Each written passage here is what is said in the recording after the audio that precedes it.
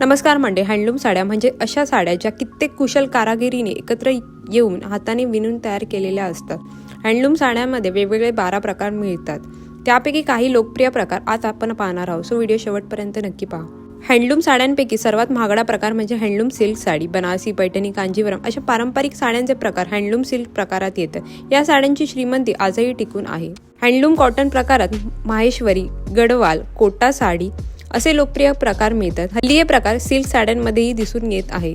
Handloom linen sari हा प्रकार अतिशय मऊ आणि वजनाला हलका असतो। या साड्या प्रामुख्याने पश्चिम बंगाल, तामिळनाडू, केरळ या भागात तयार केल्या जातात। हँडलूम चंदेरी साडी हा प्रकारही अतिशय लोकप्रिय आहे। या साड्या मध्य प्रदेशात तयार होतात। अगदी तल्लम कपडा ही या साड्यांची ओळख असून आता त्यात चंदेरी कॉटन आणि चंदेरी सिल्क या दोन्ही प्रकारात मिळत आहे। हँडलूम कलमकारी साडी तरुणींना भुरळ घालते। ऑफिस वेअर, पार्टी वेअर म्हणून ही साडी जास्त निवडली जाते।